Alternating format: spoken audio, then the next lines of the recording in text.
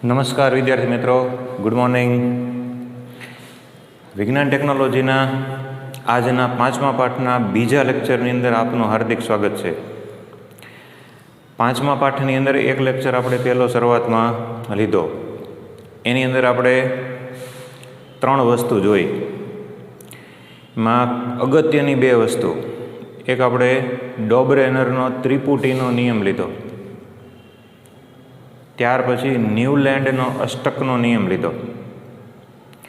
ન્યૂલેન્ડે કેવી રીતે અષ્ટકના નિયમની શોધ કરી, સંગીતના સૂરોની સાથે એને કેવી રીતે સરખાવ્યું, એ બધી વાતની આપણે અગાઉ જાણકારી મેળવી.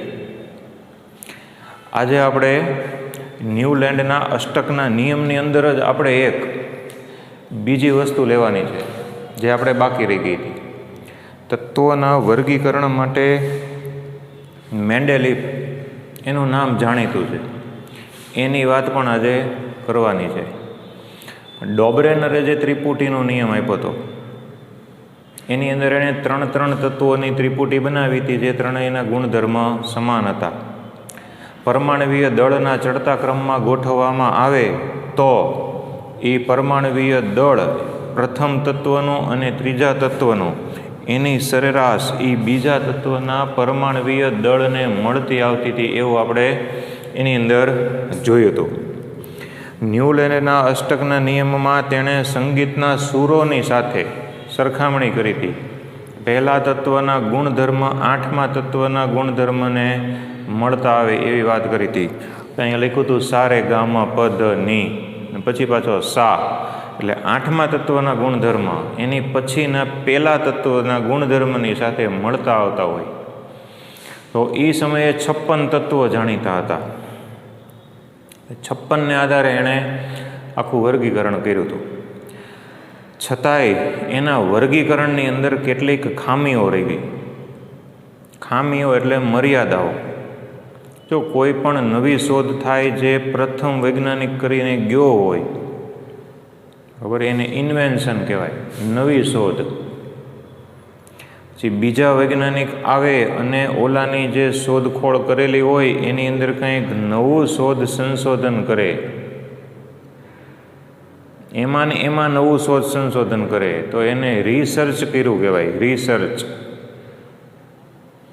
અને કોક વસ્તુ છે એની શોધ અગાઉથી થઈ ગઈ હોય પણ કોઈને ખબર ન હોય, અને એવી શોધ છે એને કોઈ વ્યક્તિ બહાર પાડે તો એને ડિસ્કવરી કહેવાય. એટલે 3 શબ્દ છે એની અંદર જરા જ ફેરફાર છે. ગુજરાતીમાં અર્થ શોધ સંશોધન જ થાય. ઇન્વેન્શન એટલે શોધ સંશોધન, રિસર્ચ એટલે શોધ સંશોધન, ડિસ્કવર એટલે શોધ સંશોધન, પણ ત્રણેયની અંદર આટલો ફેર છે. ઇન્વેન્શન એટલે કે અસ્તિત્વ જ ન હોય એવું લાવવું. જેમ કે મોબાઈલ ટેકનોલોજીથી આજે આપણે ભણીએ છીએ, વર્ષો અગાઉ આવી કોઈ કલ્પનાય કરી નહોતી કે આવી રીતે વર્ચ્યુઅલ માધ્યમથી લોકો ભણશે, કલ્પનાય નહોતી કરી, બરાબર. એની બદલે આજે તમે આવા માધ્યમથી ભણો છો. તો આ એક ઇન્વેન્શન છે કે અમેરિકામાં લાખો કિલોમીટર દૂર બેઠેલો વ્યક્તિ છે એ આપણી સાથે રૂબરૂ વાતચીત કરી શકે, તો ઇન્વેન્શન, બરાબર. એ ઇન્વેન્શનની અંદર પછી રૂકાવટ વગર વાતચીત કરવી, 3G, 4G, 5Gનું આજે ન્યૂઝપેપરની અંદર મેં વાંચ્યું કે ભાઈ 5Gનું લોન્ચિંગ કેવી રીતે ઇન્ડિયામાં કરવું, એની બધી વાતચીતને ગોઠવણી ચાલે છે, બરાબર. તો આ વસ્તુ શું થઈ? રિસર્ચ થયું. જે સૌથી પહેલું જે વાતચીત ગોતી હતી એ શું હતું? ઇન્વેન્શન હતું, બરાબર. એવી રીતે આ કોવિડની જે રસી ગોતી છે, બરાબર, તો રસી છે એ કંઈ દુનિયાની અંદર પહેલી વહેલી રસી નથી. આ વેક્સિન, અહીં પહેલાં અનેક વેક્સિન, તમે જોજો કોઈ નાનો બાળક જન્મે તો આખી ફાઇલ આપે, હજારો વેક્સિન હોય. આપણને એમ થાય કઈ મૂકવી ને કઈ ન મૂકવી. પછી મા બાપ હોય એટલે એ બધી મુકાવી દે કે છોકરું સુરક્ષિત રહે. તો આ કોવિડની વેક્સિન એ નવી નથી શોધાણી, પહેલાં રસીઓ હતી જ. એ રસીઓની અંદર જ રસીના વિભાગની અંદર નવી રસીની શોધ કરી, નવા રોગ માટેની. તો એ રિસર્ચ કહેવાય, ઇન્વેન્શન ન કહેવાય. સૌથી પહેલાં જ્યારે શીતળાની એવી બધી રસી શોધાણી, એડવર્ડ જેનરને એ બધા હતા એ વખતે, તો ત્યારે એ ઇન્વેન્શન હતું કે ભાઈ આવી રીતે રોગ થયા પહેલાં રોગને કઈ રીતે દાબી દેવો, એ નવી વસ્તુ હતી. હવે તો આપણે બધા જાણીએ છીએ કે આ નવી વસ્તુ નથી, આ તો આપણને ખબર છે કે રોગ થયા પહેલાં રોગને દાબી દેવો એટલે રોગકારક જે સૂક્ષ્મ જીવો હોય એના શરીરની અંદર એન્ટીબોડી ઉત્પન્ન કરી નાખે એટલે રોગ થવા જ ન દે, અથવા થાય તો માઇનોર થાય. તો એવી રીતે આ ન્યૂલેન્ડે અષ્ટકનો નિયમ જે શોધ્યો, એ અષ્ટકના નિયમની અંદર કેટલીક ખામીઓ રહી ગઈ. કોઈ દી એક વૈજ્ઞાનિક દ્વારા સંશોધન પૂર્ણ થતું નથી, ઘણા બધા વૈજ્ઞાનિકોનો એમાં ફાળો હોય છે. તો એ જે ન્યૂલેન્ડના અષ્ટકની અંદર જે ખામી રહી ગઈ એને ન્યૂલેન્ડના અષ્ટકની મર્યાદા કહેવામાં આવે છે. અને આ ન્યૂલેન્ડના અષ્ટકની જે મર્યાદા છે એ આપણને 2 થી 3 માર્કની અંદર પૂછાય છે. તો એ આપણા માટે પ્રશ્ન બની જાય છે કે ન્યૂલેન્ડના અષ્ટકના નિયમની મર્યાદાઓ જણાવો. આપણો પ્રશ્ન થઈ ગયો. તો થોડીક વસ્તુ એની અંદર આપણે જાણકારી મેળવી અને જોવાની છે કે ન્યૂલેન્ડનો જે અષ્ટકનો નિયમ છે એ કોને લાગુ પડતો હતો, બરાબર? તો કે ન્યૂલેન્ડનો અષ્ટકનો નિયમ તે સમયે શોધાયેલા હલકા તત્વોને જ લાગુ પડ્યો, બરાબર છે. પહેલી વસ્તુ કે અષ્ટકનો નિયમ એટલે કે એણે જે સિદ્ધાંત બનાવ્યો હતો એ હલકા તત્વોને જ લાગુ પડ્યો. આપણે જોયું હતું એણે પોતાનું સંશોધન કાર્ય સૌથી હલકા તત્વ, ઓછા પરમાણવીય દળ ધરાવતા હાઇડ્રોજનથી શરૂ કર્યું હતું કાર્ય. આપણે ગઈકાલે આવી ગયું હતું, બરાબર? તો આ હલકા તત્વોને જ લાગુ પડ્યો. પછી બીજી મર્યાદા આવી કે તેણે જે પોતાનો અષ્ટકનો નિયમ બનાવ્યો એ અષ્ટકનો નિયમ છે એ કેલ્શિયમ સુધી જ લાગુ પડ્યો. કેલ્શિયમ 20 નંબરનું તત્વ, કારણ કે 20 નંબરનું તત્વ કેલ્શિયમ એની પછીથી 8મા તત્વનું તપાસ કરતા હતા, તો એ 8મા તત્વના ગુણધર્મ એ પહેલા તત્વના ગુણધર્મને મળતા આવતા નહોતા. એણે વાત શું કરી હતી કે પહેલા તત્વના ગુણધર્મ 8મા તત્વના ગુણધર્મને મળતા આવે. તો કેલ્શિયમ સુધી વાત સાચી પડી કે પ્રત્યેક 8મા તત્વના ગુણધર્મ પહેલાંને મળતા હતા, પણ કેલ્શિયમ જેવો આવ્યો, કેલ્શિયમ પછીનું જે 8મું તત્વ હતું એના ગુણધર્મ છે એ કેલ્શિયમને મળતા આવતા નહોતા. એટલે ત્યાં આગળ ન્યૂલેન્ડના અષ્ટકના નિયમની બીજી મર્યાદા છે એ ત્યાં આગળ આવી ગઈ કે કેલ્શિયમ પછીના 8મા તત્વના ગુણધર્મ છે એ એને મળતા આવતા નહોતા.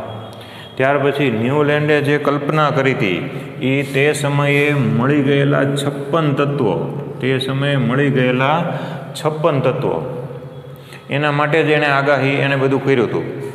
નિયમ બનાવ્યો હતો એ 56 તત્વો માટે જ બનાવ્યો હતો. એને એમ હતું કે હવે 56 પછી કોઈ નવા તત્વો કુદરતની અંદર છે નહીં. એટલે જે કાંઈ ગોઠવણી કરી હતી એ 56 તત્વો માટેની જ હતી, પણ કુદરતની અંદર ત્યાર પછી નવા તત્વો શોધાણા, બરાબર? આપણને ખબર છે, આપણે પહેલા દિવસે ગઈકાલે લખ્યું હતું કે કુદરતની અંદર હાલમાં કુલ 118 તત્વો છે, બરાબર? અને 118 તત્વોની જ ગોઠવણી, અને પછી હવે કોઈ નવું તત્વ શક્ય નથી, બરાબર?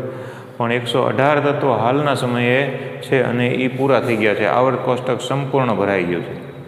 તો એ સમયે 56 તત્વો હતા. તો 56 તત્વો હાજર હતા અને ભવિષ્યમાં કોઈ નવા તત્વોની શોધ નહીં થાય એવું એણે માની લીધું હતું, પણ ભવિષ્યની અંદર નવા તત્વોની શોધ થઈ.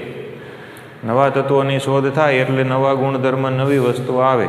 નવી વસ્તુ આવે એટલે એ પોતાના જે નિયમ કે સિદ્ધાંત અગાઉ બનાવેલો હોય એમાં એડજસ્ટ કરી શકે નહીં. તો અહીંયા આગળ એવી એને તકલીફ પડી કે એ એડજસ્ટ કરી શક્યો નહીં.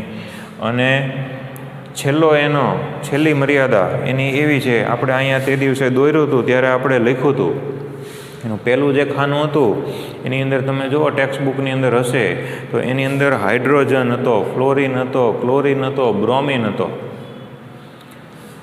એ તો બરાબર છે, વાયુ તત્વો છે એટલે એક લાઇનમાં કે એક ખાનાની અંદર બધા એક જૂથમાં આવતા હોય, પણ એમાં એને નીચે કોબાલ્ટ અને નિકલ લખ્યું હતું કે કોબાલ્ટ અને નિકલ છે ને એ ધાતુ છે. હવે એ ઓલા બધા વાયુ છે, તો વાયુના જૂથની અંદર ધાતુ કેમ આવી ગઈ, બરાબર? એટલે કોબાલ્ટ અને નિકલ છે એ એના જૂથમાં કેવી રીતે આવી ગયું? એટલે એના ગુણધર્મો તો ઓલા તો જે અગાઉ લખેલા તત્વોના ગુણધર્મ કરતાં તદ્દન જુદા હતા. એટલે ગુણધર્મ જુદા હતા કોબાલ્ટ અને નિકલના, બરાબર. એટલે એણે ફ્લોરિન, ક્લોરિન, બ્રોમિન એની સાથે કોબાલ્ટ અને નિકલને રાખ્યા. તો કોબાલ્ટ અને નિકલ છે એના ગુણધર્મ એના કરતાં ટોટલી જુદા હતા, છતાંય એક જૂથની અંદર ગોઠવણી કરી હતી. તો એ એની પછીની મર્યાદા હતી, બરાબર. એટલે ટોટલ ન્યુલેનનો અષ્ટક છે એ અષ્ટકના નિયમની અંદર મર્યાદાઓ તમે જુઓ તો આ પહેલી મર્યાદા આવી, પછી આ બીજી મર્યાદા આવી, પછી આ ત્રીજી મર્યાદા આવી અને આ ચોથી મર્યાદા આવી. આમ કુલ 4 મર્યાદા છે એ ન્યુલેનના અષ્ટકના નિયમની અંદર આવે છે. કુલ ન્યુલેનના અષ્ટકના નિયમની અંદર ટોટલ 4 મર્યાદાઓ છે એ આવે છે. 4 મર્યાદા સાથે અષ્ટકનો નિયમ કામ કરે છે. ત્યાર પછી બીજું છે કે તત્વોના વર્ગીકરણમાં મેન્ડેલિફ એનો યોગદાન અથવા આવર્ત કોષ્ટકની રૂપરેખા. હમણાં આપણે જેમ વાત કરી કે આ મેન્ડેલિફ છે એ બહુ ખતરનાક વ્યક્તિત્વ, બરાબર. કારણ કે આવર્ત કોષ્ટકનો જન્મદાતા કહેવાય, બરાબર. આવર્ત કોષ્ટકનો પિતા કહેવાય, કારણ કે આવર્ત કોષ્ટક છે જે અત્યારે આધુનિક આવર્ત કોષ્ટક બન્યું, એ આધુનિક આવર્ત કોષ્ટકની તમામ રૂપરેખા છે એ મેન્ડેલિફના આવર્ત કોષ્ટક ઉપરથી જ લીધેલી છે. જો આ મેન્ડેલિફે આવર્ત કોષ્ટક ન બનાવ્યું હોત તો આજનું આધુનિક આવર્ત કોષ્ટક અસ્તિત્વમાં હોત નહીં, મિત્રો, બરાબર. એટલે મેન્ડેલિફ છે એણે કેવા સંશોધનો કર્યા હતા અને કેવી વસ્તુઓનો એને સામનો કરવો પડ્યો હતો, તો એના વર્ગીકરણમાં મેન્ડેલિફનું યોગદાન અને એના આવર્ત કોષ્ટકની રૂપરેખા. તો આપણે પહેલો જ મુદ્દો એના નામ સાથે લખવાનો કે ભાઈ આધુનિક આવર્ત કોષ્ટક છે અથવા તો તત્વોનું વર્ગીકરણ છે, એ વર્ગીકરણ કરવાનો જે મુખ્ય શ્રેય છે એ રશિયન વૈજ્ઞાનિક દમિત્રી ઇવાનોવિચ મેન્ડેલિફ, આખું નામ એનું એવું છે, દમિત્રી ઇવાનોવિચ મેન્ડેલિફ. તો આ મેન્ડેલિફ છે એને એનો મુખ્ય શ્રેય જાય છે. એટલે પહેલું વાક્ય આપણે એના નામ સાથે જોડી દેવાનું કે મુખ્ય શ્રેય રશિયન રસાયણશાસ્ત્રી દમિત્રી ઇવાનોવિચ મેન્ડેલિફ. ત્યાર પછી બીજું, અહીંયા જેમ 56 તત્વો જાણીતા હતા એમ મેન્ડેલિફનો સમય આવ્યો ત્યારે મેન્ડેલિફના સમયમાં થોડાક વધુ તત્વોની શોધ થઈ ગઈ અને મેન્ડેલિફના સમયમાં તે સમયે 63 તત્વો જાણીતા હતા. એટલે મેન્ડેલિફે શું કર્યું, તે સમયના જાણીતા 63 તત્વો એનું જ વર્ગીકરણ કર્યું. અને વર્ગીકરણ માટે એણે મુખ્ય આધાર શેનો રાખ્યો, તો કે વર્ગીકરણ માટે એણે મુખ્ય આધાર છે એ 3 વસ્તુનો રાખ્યો. એક એના ભૌતિક ગુણધર્મો, બીજું એના રાસાયણિક ગુણધર્મો અને ત્રીજું પરમાણવીય દળ, બરાબર. 3 વસ્તુને આધારે વર્ગીકરણ કર્યું. કઈ 3 વસ્તુ, તો કે પહેલી વસ્તુ નંબર 1 ભૌતિક ગુણધર્મો, બીજું રાસાયણિક ગુણધર્મો અને ત્રીજું છે એ એના પરમાણવીય દળ. આ 3 વસ્તુને આધારે મેન્ડેલિફે પોતાનું વર્ગીકરણ કર્યું કે આ 3 વસ્તુમાં જે સામ્યતા ધરાવતા હોય એ એક જૂથમાં અને એની અંદર સામ્યતા ધરાવતા ન હોય તો એ બીજા જૂથની અંદર મૂકવા. આવી રીતે સામ્યતાના આધારે એને ગોઠવા. આ માટે એણે પહેલાં શું તપાસ કરી, એણે એવી તપાસ કરી કે કોઈ પણ તત્વ છે એનું જે પરમાણવીય દળ છે એ પરમાણવીય દળને તેના ભૌતિક ગુણધર્મો અને રાસાયણિક ગુણધર્મોની સાથે કાંઈ સંબંધ છે કે નથી. સંબંધની પહેલી તપાસ કરી કે ભૌતિક ગુણધર્મ અને રાસાયણિક ગુણધર્મ એની સાથે પરમાણવીય દળનો કોઈ સંબંધ છે કે નહીં. એટલે પહેલી વસ્તુ એ કે આની સાથે એણે બધાય સંબંધો પહેલાં તપાસ્યા. એટલે આ આપણે ત્રીજો વાક્ય આપણું બન્યું. પહેલું વાક્ય શું બન્યું આપણું, તો કે એનો મુખ્ય શ્રેય કોને ગયો, બરાબર, એનું નામ ઉપરથી. બીજું વાક્ય તો કે 63 તત્વો અને 3 વસ્તુને આધારે વર્ગીકરણ, ભૌતિક ગુણધર્મો, રાસાયણિક ગુણધર્મો અને એનો પરમાણવીય દળ, એના આધારે મુખ્ય વર્ગીકરણ છે એ કરવામાં આવ્યું હતું. ત્યાર પછીનું હવે લેવાનું છે કે એ મેન્ડેલિફે જે આવર્ત કોષ્ટક બનાવ્યું, બરાબર, એની ઉપર કોને મુખ્ય ધ્યાન આપ્યું, તો કે એણે સૌથી પહેલાં ઓક્સિજન અને હાઇડ્રોજન એની ઉપર ધ્યાન આપ્યું. કેમ, તો કે આ ઓક્સિજન અને હાઇડ્રોજન છે એ સૌથી વધુ સક્રિય હતા, એ અતિ સક્રિય. અને અતિ સક્રિય હતા એટલે શું થતું, એ ઘણા બધા તત્વોની સાથે ડાયરેક્ટ જોડાઈ જતા, એટલે કે સંયોજન બનાવી શકતા હતા. એટલે એણે ઓક્સિજન અને હાઇડ્રોજન એના ઉપર પહેલું ધ્યાન આપ્યું. શું કામ ધ્યાન આપ્યું? તો કે આ બંને તત્વો છે એ ઘણા બીજા તત્વોની સાથે સંયોજાઈ શકતા હતા, એટલે ઓક્સિજન હાઇડ્રોજન મેઇન બનાવ્યા અને તેના દ્વારા બનતા હાઇડ્રાઇડ અને ઓક્સાઇડના સૂત્રને વર્ગીકરણ માટેના અગત્યના ગુણધર્મમાંથી એક ગણાવ્યો. હાઇડ્રોજન સંયોજાય તો એના દ્વારા હાઇડ્રાઇડ બને અને ઓક્સિજન સંયોજાય તો એના દ્વારા ઓક્સાઇડ બને. બરાબર, એટલે હાઇડ્રાઇડ અને ઓક્સાઇડ એનું સૂત્ર જે હોય એને વર્ગીકરણના જે ગુણધર્મો છે એમાંથી એક અગત્યના ગુણધર્મ તરીકે એણે જાણ્યું અને એણે રાખ્યું કે હાઇડ્રોજન અને ઓક્સિજનને એકલાને તે અતિ સક્રિય હોય એટલે સંયોજાઈ શકે એટલે ન રાખ્યું, પણ હાઇડ્રાઇડ અને ઓક્સાઇડના સૂત્ર જે બને છે એ સૂત્રને વર્ગીકરણ માટે અગત્યના ગુણધર્મમાંથી એક ગુણધર્મ તરીકે એણે રાખ્યું. એટલે ઓક્સિજનને અને હાઇડ્રોજનને ખૂબ જ મહત્ત્વ આપ્યું. ત્યાર પછી એણે વર્ગીકરણ કરવા માટે કર્યું શું? તો કે વર્ગીકરણ કરવા માટે એણે 63 કાર્ડ લીધા. કેટલા કાર્ડ? 63 નાના નાના કાર્ડ બનાવ્યા. 63, કારણ કે 63 તત્વો એને જાણીતા હતા, એટલે જાણીતા 63 તત્વો માટે વર્ગીકરણ કરવાનું હતું, એટલે એણે 63 કાર્ડ લીધા. 63 કાર્ડ લઈ અને પછી શું કર્યું? તો કે દરેક કાર્ડ ઉપર એ તત્વનું નામ લખ્યું. દરેક કાર્ડ ઉપર તત્વનું નામ લખ્યું. નામ લખ્યા પછી દરેક કાર્ડની ઉપર એના ગુણધર્મ લખ્યા. નામ લખ્યું અને દરેક ઉપર એના ગુણધર્મ લખ્યા અને પછી એણે શું કર્યું? તો કે ટાંકણી મારી અને દિવાલ ઉપર એણે લગાડી દીધા. કેવી રીતે લગાડ્યા? તો કે સમાન ગુણધર્મવાળા કાર્ડ અલગ તારવી લીધા. સમાન ગુણધર્મવાળા કાર્ડને પિન મારી અને દિવાલ ઉપર અલગ. એટલે આવી રીતે એણે વર્ગીકરણ કર્યું. શું કર્યું? 63 કાર્ડ લીધા, દરેક કાર્ડ ઉપર તત્વનું નામ અને ગુણધર્મ લખ્યા અને એની અંદરથી જેના ગુણધર્મ સમાન હતા એને ટાંકણી મારીને દિવાલ ઉપર એ કાર્ડને લગાડી દીધા. પણ એક સાથે એવા કાર્ડને લગાડ્યા અને આ લગાડ્યા પછી એણે શું જોયું? તો કે એ જે જોયું એ એનું અવલોકન કહેવાય. એટલે આપણે જ્યારે પ્રશ્નનો જવાબ લખતા હોય ત્યારે આપણે અવલોકન માટેનો એક મુદ્દો છે એ આપણે લખી નાખવાનો. બરાબર, એટલે અવલોકન. તો અવલોકનમાં આપણે લખવાનું એણે શું જોયું? તો કે એને એવું જોવા મળ્યું કે જે એના 63 તત્વો હતા એ 63 તત્વોમાંથી મોટા ભાગના તત્વો છે એને આવર્ત કોષ્ટકની અંદર સ્થાન મળ્યું હતું. 63 તત્વો હતા એ 63ની અંદરથી મોટા ભાગના તત્વો હતા એને આવર્ત કોષ્ટકની અંદર સ્થાન મળી ગયું હતું. બરાબર છે. અને પાછું એણે આશ્ચર્ય થયું, એણે એવું જોયું કે આ બધાય છે જેને આવર્ત કોષ્ટકમાં સ્થાન મળી ગયું છે એ પાછા પરમાણવીય દળના ચડતા ક્રમમાં ઓટોમેટિક આવી ગયા હતા. બીજા બધાય શું કરતા હતા? એને પરમાણુ દળના ચડતા ક્રમમાં ગોઠવતા હતા. આણે શું કર્યું? તો કે પરમાણુ દળના ચડતા ક્રમમાં ગોઠવવાની જરૂર પડી નહીં. કેમ? કે ઓટોમેટિક પરમાણુ દળના ચડતા ક્રમમાં જ આવી ગયા હતા. બરાબર, એટલે આ એક મોટો ફાયદો થયો. બરાબર, કે મોટા ભાગના તત્વોને આવર્ત કોષ્ટકમાં સ્થાન મળ્યું અને એ બધાય પાછા પરમાણુ દળના ચડતા ક્રમમાં જ હતા.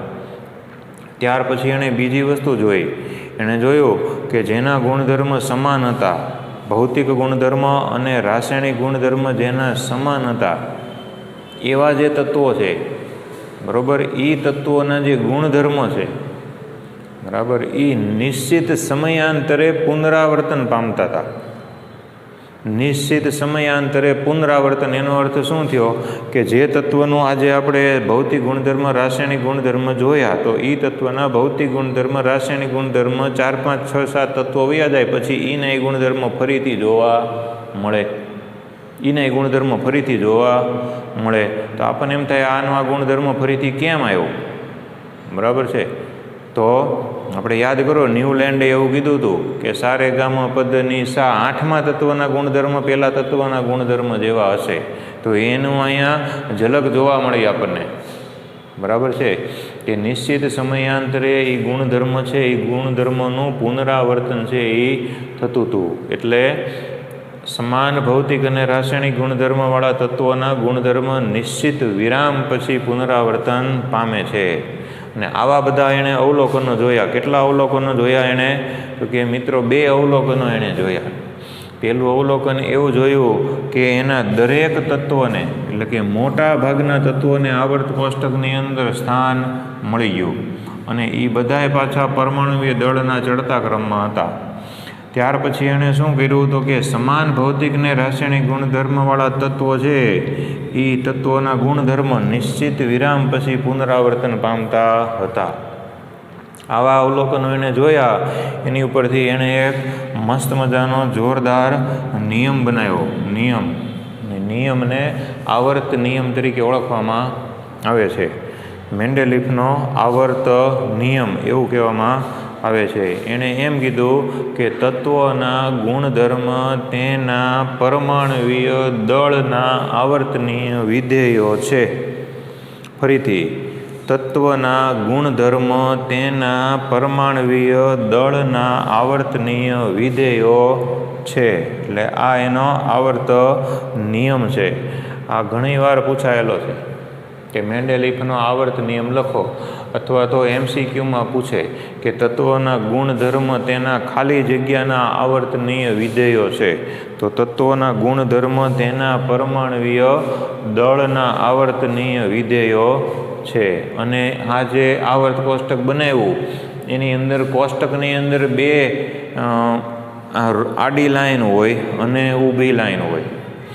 આડી લાઈન જે હતી એને હરોળ કહેવાય. તો આડી હરોળ છે એ આડી હરોળને આવર્ત કીધા, અને ઊભા જે હતા સ્તંભ કહેવાય, થાંભલા, એ ઊભા સ્તંભોને એણે સમૂહ કીધા. એટલે બે વસ્તુ હતી, આડી હરોળ હતી અને ઊભા સ્તંભો હતા. આડી હરોળને આવર્ત કીધું, ઊભા સ્તંભોને સમૂહ કીધું. એટલે આવી રીતે આવર્ત કોષ્ટક છે એણે પૂર્ણ કર્યું. બરાબર છે. આપણા માટે પ્રશ્ન શું પૂછાય કે મેન્ડેલિફે તત્વોના વર્ગીકરણમાં કયું યોગદાન આપ્યું? તો આ યોગદાન માટે આપણે આટલું લખવાનું, અથવા તો આવર્ત કોષ્ટકની રૂપરેખા. તો આટલી રૂપરેખા આવર્ત કોષ્ટકની અંદર આવે છે. પહેલું એનો મુખ્ય શ્રેય કોને મળ્યો એ લખવાનું, એટલે એનું નામ. બીજું, કેટલા તત્વો? તો કે 63 તત્વો. એને કેવી રીતે ગોઠવા? તો કે ભૌતિક ગુણધર્મ, રાસાયણિક ગુણધર્મ, પરમાણવીય દળ. પછી ત્રીજું કે પરમાણવીય દળ અને ભૌતિક રાસાયણિક ગુણધર્મોની વચ્ચેનો સંબંધ તપાસો. ત્યાર પછી હાઇડ્રોજન, ઓક્સિજન એ સમયે અતિ સક્રિય હતા, બરાબર, અને બધા તત્વો સાથે ઝડપથી સંયોજાતા હતા. એટલે એના ઉપર ધ્યાન કેન્દ્રિત કર્યું. અને ધ્યાન કેન્દ્રિત કરીને પછી શું કર્યું? તો કે હાઇડ્રોજન અને ઓક્સિજનવાળા જે સંયોજનો હતા, હાઇડ્રાઇડ અને ઓક્સાઇડ, એના જે સૂત્ર હતા એ સૂત્રને આવર્ત કોષ્ટકની અંદર ગુણધર્મ જે હતા એની અંદરથી એક ગુણધર્મ તરીકે લેવામાં આવ્યું. ત્યાર પછી કાર્ડની રમત, કે 63 કાર્ડ લીધા અને કાર્ડ લઈને નામ, સૂત્ર, ગુણધર્મ બધું લખ્યું અને સમાન ગુણધર્મવાળા કાર્ડ ભેગા કરીને દિવાલ ઉપર ચોંટાડી દીધા. અને પછી એને અવલોકન, તો બે અવલોકન એને જોવા મળ્યા કે મોટાભાગના તત્વોને સ્થાન મળી ગયું હતું અને પાછા પરમાણવીય દળના ચડતા ક્રમમાં પણ એ હતા. અને બીજું એક આશ્ચર્ય વચ્ચે એવું જોવા મળ્યું કે તત્વોના ગુણધર્મો છે, સમાન ગુણધર્મ ધરાવતા તત્વોના ગુણધર્મ એ નિશ્ચિત વિરામ પછી ફરીથી પુનરાવર્તન પામતા હતા. અને એની ઉપરથી એણે આવર્ત નિયમ બનાવ્યો કે તત્વોના ગુણધર્મ તેના પરમાણવીય દળના આવર્તનીય વિધેયો છે. એટલે એને આવર્ત નિયમ કહેવામાં આવે છે. અને એ આવર્ત કોષ્ટકની અંદર જે ઊભા સ્તંભો છે એને સમૂહ કીધા, અને આડી જે લાઈનો છે એને આવર્ત કીધી. એટલે આટલી વસ્તુ છે એ આપણે આ પ્રશ્નના જવાબની અંદર લખવાની છે. ત્યાર પછી કોઈ પણ નવી શોધ સંશોધન કરે ને એટલે થોડુંક એની અંદર આઘું પાછું થઈ જતું હોય છે. તો મેન્ડેલિફે પોતાની રીતે જે કામ કર્યું હતું એ પરફેક્ટ જ હતું. જો આપણે કોઈ પણ દાખલો ગણતા હોઈએ અથવા તો કોઈ પણ કામ કરતા હોઈએ તો એ આપણી જે ભૂલ હોય એ આપણને ન દેખાય.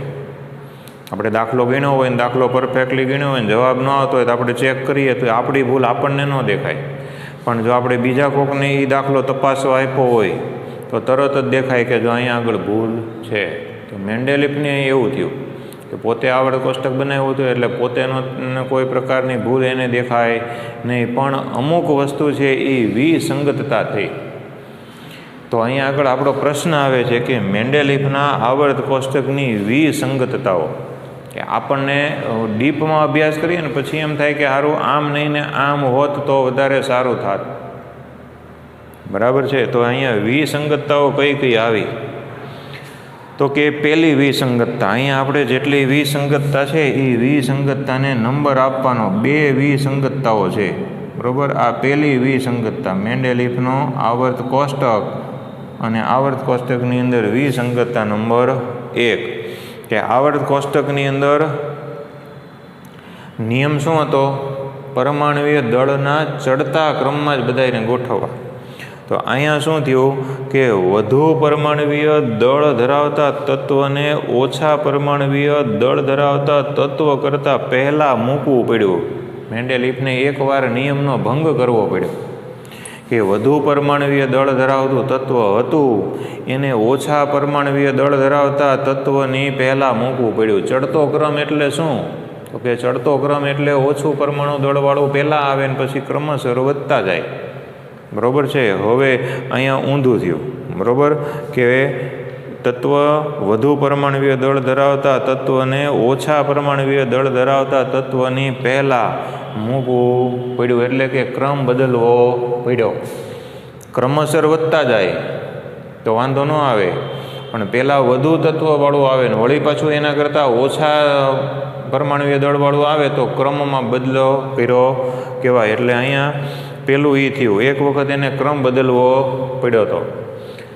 ત્યાર પછી બીજું કે એનાથી શું થયું તો કે સમાન ગુણધર્મવાળા તત્વોને એકસાથે ગોઠવી શકાય. ફાયદો એ થયો કે ગુણધર્મ જો જોવા જાય તો પરમાણુય દળ વિખાઈ જતું હતું, પરમાણુય દળને જો લેવા જાય તો ગુણધર્મ વિખાઈ જતો હતો. એટલે મેન્ડેલિફે ગુણધર્મને પ્રાધાન્ય આપ્યું. પ્રાધાન્ય આપ્યું તો શું થયું તો કે પરમાણુય દળ છે એ વધુ પરમાણુય દળ ધરાવતું તત્વ ઓછા પરમાણુય દળ ધરાવતા તત્વની પહેલાં આવી ગયું. તો પરમાણુય દળનો ચડતો ક્રમ છે એ વિખાઈ ગયો. તો પરમાણુય દળનો ચડતો ક્રમે જળવાઈ રહેવો જોઈએ ને ગુણધર્મય જળવાઈ રહેવા જોઈએ. તો આ જો ગોઠવણી કરતા હતા તો ગુણધર્મ છે એ સરખા ગુણધર્મવાળા તત્વોને એક સાથે ગોઠવી શકાતા હતા. એટલે આ પહેલી વિસંગતતા જોવા મળી. એમાં 2 તત્વો છે એ સામે આવ્યા, બરાબર છે. એક તત્વ છે એ જે સામે આવ્યું એ આવ્યું કોબાલ્ટ. આ કોબાલ્ટ એટલે કેપિટલ સી છે અને સ્મોલ ઓ છે. ઓ નાનો એવો કરવાનો, બહુ મોટો નહીં કરવાનો, નકર કાર્બન મોનોક્સાઇડ થઈ જાય. એટલે આ કોબાલ્ટ છે એનું દળ છે એ 58.9 યુ હતું, 58.9. અને બીજું આ નિકલ, જે ઓલા આવર્ત કોબાલ્ટ અને નિકલ એને ઓળખતા હશો તમે. ન્યૂલેન્ડના અષ્ટકના નિયમમાં કોબાલ્ટ અને નિકલ છે એની હારે જ એને વાંધો પડ્યો હતો, બરાબર. તો અહીંયા તે જ આગળ આવી ગયા કે 58.9 યુ વાળો કોબાલ્ટ હતો અને નિકલ 58.7 હતું. તો પહેલાં કોણ આવવું જોઈએ તો કે પહેલાં આ આવવું જોઈએ ચડતા ક્રમ પ્રમાણે 58.7 વાળું, એની પછી આ આવવું જોઈએ 58.9 વાળું. એની બદલે પહેલાં કોબાલ્ટ આવ્યું ને પછી નિકલ આવ્યું, બરાબર. એટલે કોબાલ્ટ ને નિકલની પહેલાં મૂકવું પડ્યું.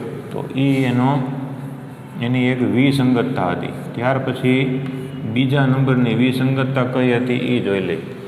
તો કે મેન્ડેલિફના સમયની અંદર 63 તત્વોની શોધ થઈ હતી, બરાબર. આપણે અહીંયા જોયું કે ભાઈ 63 તત્વોની શોધ થઈ હતી. પણ મેન્ડેલિફ બહુ બુદ્ધિશાળી હતો. એને ખબર હતી કાંઈ કુદરતની અંદરથી માત્ર 63 તત્વો ન મળે, હજી વધારે તત્વો આગળ મળશે. તો એવો એને વિચાર કેમ આવ્યો તો કે એ ક્રમશર ગુણધર્મ જોતો જતો હતો કે આ ગુણધર્મ જોવા મળ્યો તો હવે એની પછી ગુણધર્મની અંદર થોડોક વધારો થઈને આવો ગુણધર્મ જોવા મળશે, થોડો ગુણધર્મ ફેરફાર થઈને આવો તત્વ જોવા મળશે. એમ એ ક્રમશર જોતો જતો હતો. એમાં અમુક જે ગુણધર્મ એણે ધાર્યા હતા એ તત્વ નહોતા આવતા, બરાબર. એની પછીનો ગુણધર્મ હોય એવા તત્વ આવી જતા હતા. ક્રમશર તત્વ છે એ ધીમે ધીમે આગળ વધતું હોય. જેમ કે પહેલાં વાયુ તત્વ જોવા મળ્યું, બરાબર છે. ધાતુ તત્વ પહેલાં જોવા મળ્યું, તો ધાતુ પછીનું જે તત્વ જોવા મળ્યું એમાંથી ક્રમશર ધીમે ધીમે નીચે આવતા જાવ તો ધાતુનો ગુણધર્મ ઘટતો જતો હોય. એટલે અધાતુ તત્વ જોવા મળે, એમાંથી ધીમે ધીમે છેલ્લે પાછળ આવતા જાવ તો વાયુ તત્વ જોવા મળે. તો ધીમે ધીમે નહીં ડાયરેક્ટ કૂદકો મારીને બીજા ત્રીજા 2-3 સ્થાન ઠેકીને નવા ગુણધર્મવાળું તત્વ જોવા મળતું હોય તો એને વિચાર આવે કે આ વચ્ચેના બે ગુણધર્મ જે ઘટે છે એવું તત્વ હોવું જોઈએ. એટલે મેન્ડેલિફે શું કર્યું તો કે એણે આવર્ત કોષ્ટક બનાવ્યું, એમાં એ કેટલાક સ્થાન ખાલી રાખ્યા. કેમ તો કે એણે ધાર્યું હતું કે આવા ગુણધર્મવાળું તત્વ મળવું જોઈએ. એટલે એણે શું કર્યું, એ જે તત્વ ત્યાં મળવાનું હતું એ તત્વના ગુણધર્મની એણે નિર્ભયતાથી આગાહી કરી.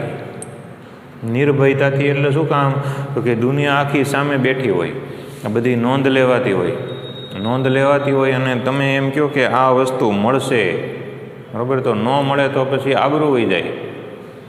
અહીંયા એણે નિર્ભયતાથી આગાહી કરી. એટલે આપણા માટે મુદ્દો શું બન્યો કે મેન્ડેલિફે તેના આવર્ત કોષ્ટકમાં અમુક સ્થાન છે એને ખાલી રાખવા પડ્યા, કારણ કે તે સમયે તે તત્વો છે એ શોધાયા નહોતા.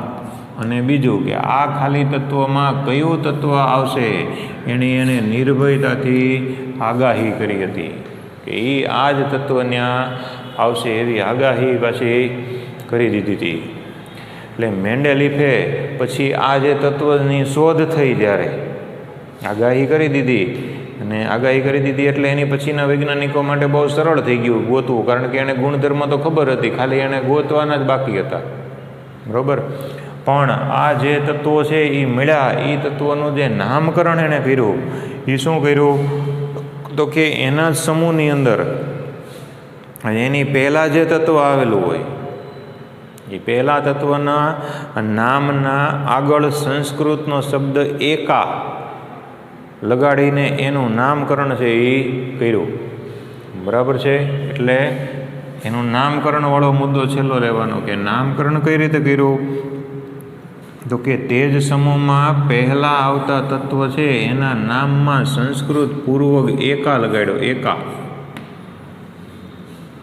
એટલે સ્કેન્ડિયમ, ગેલિયમ, જર્મેનિયમ એના ગુણધર્મ છે. સ્કેન્ડિયમ, પછી ગેલિયમ, પછી જર્મેનિયમ, એ ત્રણેયના ગુણધર્મ છે એ ક્રમશર બોરોન, એલ્યુમિનિયમ ને સિલિકોનને મળતા આવતા હતા. પણ એની પછી મળ્યા એટલે એના નામમાં શું લગાડ્યું, એકા. એટલે સ્કેન્ડિયમના ગુણધર્મ બોરોન જેવા હતા તો એને નામ આપ્યું એકા બોરોન. ગેલિયમના ગુણધર્મ એલ્યુમિનિયમ જેવા હતા તો એને નામ આપ્યું એકા એલ્યુમિનિયમ. અને જર્મેનિયમના ગુણધર્મ છે એ સિલિકોનને મળતા આવતા હતા એટલે એને નામ આપ્યું એકા સિલિકોન, બરાબર. એટલે તમામ ગુણધર્મ છે એ સરખા મળતા આવતા હતા તો નામકરણમાં એની પછી મળતા હતા એટલે સંસ્કૃત શબ્દ એકાનો પૂર્વક તરીકે ઉપયોગ કર્યો અને એ પૂર્વક લગાડી અને પછી એણે નામકરણ કર્યું. તો મિત્રો આ બે એના આવર્ત કોષ્ટકની વિસંગતતાઓ છે. પહેલી વિસંગતતા કઈ આવી તો કે પહેલી વિસંગતતા પરમાણવીય દળની આવી કે એને શું કરવું પડ્યું તો કે વધુ પરમાણવીય દળ ધરાવતા તત્વને ઓછા પરમાણવીય દળ ધરાવતા તત્વની પહેલાં મૂકવું પડ્યું. શા માટે મૂકવું પડ્યું તો કે સમાન ગુણધર્મવાળા તત્વોને એક જ સમૂહમાં ગોઠવી શકાય એટલે એને એવું કરવું પડ્યું. પછી બીજી વિસંગતતા શું આવી તો કે એના સમયમાં 63 તત્વો જ શોધાયા હતા, બીજા તત્વો શોધાયા નહોતા. એટલે જે તત્વોની શોધ નહોતી થઈ એના સ્થાન ખાલી રાખવા પડ્યા અને ખાલી સ્થાને કયું તત્વ આવશે તેના તમામ ગુણધર્મોની આગાહી એણે ખૂબ જ નિર્ભયતાથી કરી. અને નિર્ભયતાથી આગાહી કરી એટલે એ તત્વો છે એ જ્યારે શોધ થઈ ત્યાર પછી એનું નામકરણ જે કરવાનું આવ્યું એ નામકરણ એ એના પહેલાંના તત્વના નામમાં સંસ્કૃત શબ્દ એકા લગાડીને નામકરણ કરવામાં આવ્યું. એટલે પૂર્વક લગાડી દીધો સંસ્કૃત શબ્દ એકા એવો પૂર્વક લગાડી અને પછી સ્કેન્ડિયમ, ગેલિયમ, જર્મેનિયમ જેવા જે તત્વો છે એની પછી શોધાયેલા તત્વ બોરોન, એલ્યુમિનિયમ અને સિલિકોન એના નામની પહેલાં એકા લગાડવામાં આવ્યું. એકા બોરોન, એકા એલ્યુમિનિયમ અને એકા સિલિકોન. તો તો આટલી વસ્તુ છે એ આપણે આ મેન્ડેલિફ છે એના આવર્ત કોષ્ટકની વિસંગતતાઓમાં લખવાની. તો મિત્રો આ આપણા માટે 2 થી 3 માર્કનો પ્રશ્ન છે અને આ તો શ્યોર 3 માર્કનો જ છે કે મેન્ડેલિફનું આવર્ત કોષ્ટકની અંદર યોગદાન અથવા તો આવર્ત કોષ્ટકની રૂપરેખા. બરાબર છે. તો આજના દિવસની અંદર આપણે બીજા લેક્ચરમાં આ 3 પ્રશ્ન છે એ કરીએ છીએ. તો 3 પ્રશ્નના તમારે યોગ્ય રીતે એને પાકું કરી એક વખત લખી અને પછી તમારી નોટની અંદર ઉતારી લેવાનું. બરાબર. તો આજના લેક્ચરમાં આટલે સુધી આપણે રાખીએ છીએ. પછી નેક્સ્ટ લેક્ચરની અંદર આપણે જોશું.